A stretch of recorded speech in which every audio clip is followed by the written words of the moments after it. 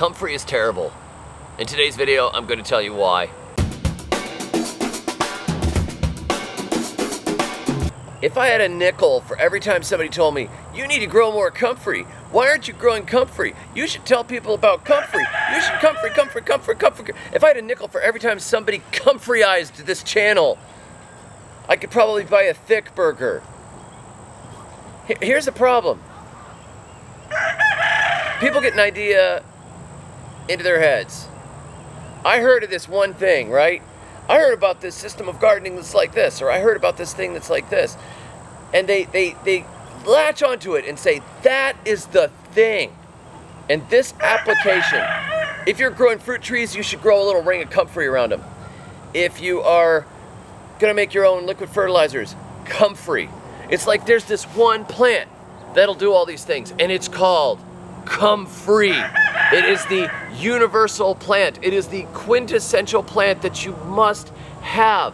If you do some sort of permaculture, it has to be Comfrey, right? This is because we've read about Comfrey. We've seen a lot about Comfrey. However, Comfrey is not universal. I started my garden writing career in the great state of Florida. That's where I grew up. That's where I lived for many years. I'm still very, very close to Florida. But here's something about Comfrey in Florida. When I was really into the whole studying permaculture and I was younger, I went out and I got some Comfrey and I planted it. And it did poorly.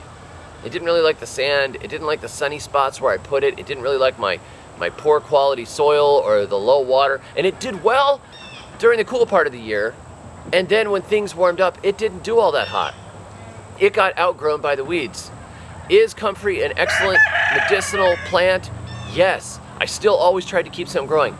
Is it a great chop and drop plant in the proper climate? Yes, it's fantastic. It makes a great liquid fertilizer. It will heal your bones. It can heal cuts. I've used it to heal cuts. I've used it with injuries, and I'm convinced that it helped me heal faster, both as a poultice and as a tea for a short term. But is it the perfect chop and drop plant for all situations? No, not at all, because it doesn't fit in every climate. It wasn't particularly happy there. Now, I grew Comfrey when I lived in Tennessee for a while, and Comfrey was amazing. It was like invasive, and probably some people thought when they heard Comfrey is terrible that I'm talking about how invasive this stuff is. Like, you plant it, you can't get rid of it. You till the area up to try and get rid of it. It spreads everywhere. Every little root fragment goes. No, I wish I had that kind of a problem. I love Comfrey. It's a great plant. But it was not the catch-all, end-all, perfect permaculture plant for the state of Florida. Now, I'm sure some people are going to say, well, there's an exception. I grow Comfrey and it grows really well. I have this one particular variety of Comfrey and it did great. That's fine. But in general, please stop trying to take the one thing that you have seen and say, well, obviously this disproves the entire premise. It's kind of ridiculous. Some things work generally very well, and some things generally do not work very well. So if I said, where's a great place to grow tomatoes? It's not Florida. James Prigioni can grow beautiful tomatoes. Down in Central Florida, it's much more difficult. Somebody will say, well, I had a tomato plant that was 18 feet tall. Well, that doesn't mean that Florida is a great place to grow tomatoes. It means that you planted yours over some sort of a nuclear site. So, when it comes to Comfrey, what I figured out was it's the right tool for the right place, the right plant for the right climate.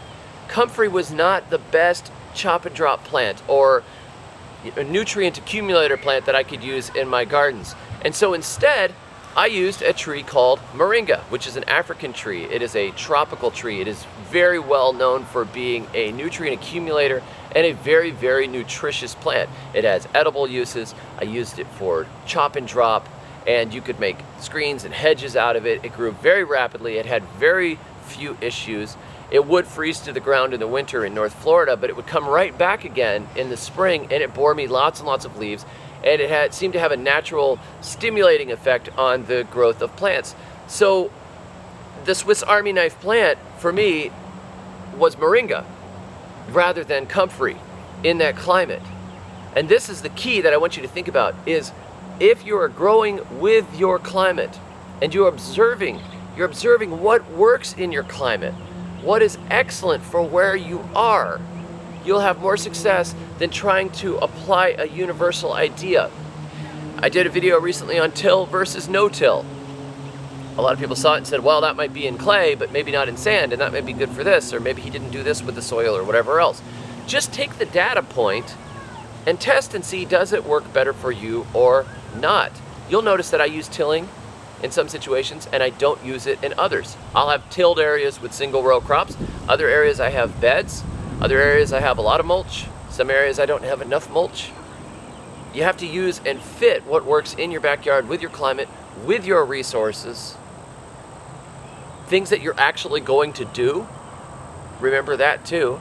It's no good if you're not actually going to do it, if you just want to talk about doing it, but you never actually get around to do it. Do the thing that you can do and do it. If the only thing you really feel like you can manage is a little watering trough garden full of herbs, don't be depressed about it. Just do that because you've got other things going on in your life right now.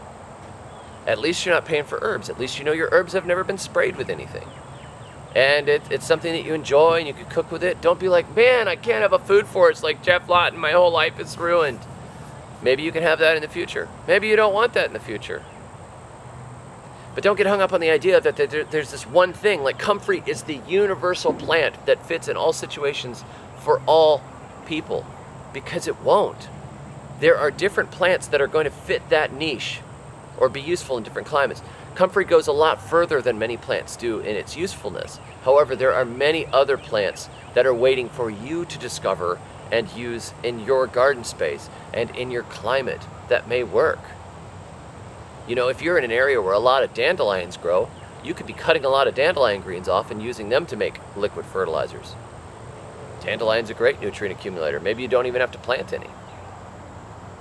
Just something to think about. The further north you get, it might change. The further south you get, it might change. The rainfall levels, it might change. How much sun you get, how much rain you get. All these things change what is going to really fit in your yard. So you have to first of all figure out what grows in your space, what really works for you, what are you going to use, and then work from there. So is Comfrey terrible? Comfrey is terrible at growing in north central Florida in the backyard where I used to try to grow it. Is it terrible all around? Nope. It's just another tool in the toolbox. Use what you can use and be smart about it, and just start to look around and use your eyes first. What is nature doing? What are people doing around you? What has been done traditionally in your area? Roll with that. And don't get hung up on, well, I read it in a book by Bill Mollison. Bill Mollison was in Australia. Do you live in Australia? Do you live in the area of Australia where he was working? Maybe it's applicable. Maybe it's applicable to your backyard. Maybe you need to try it, but maybe it isn't, and you could try something else. And I think that's what Bill would have told you too. So, a few things to think about. Thanks for joining me. I'll catch you soon. And until next time, may your thumbs always be green. Wish there was more I could do with these scraps.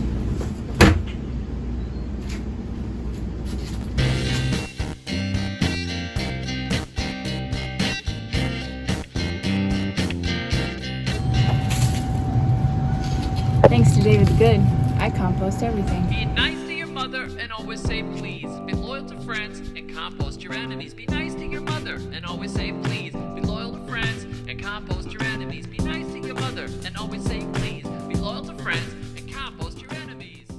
Space is a place on the dark side of the moon. The Decatur 2 is in development and will be flying soon.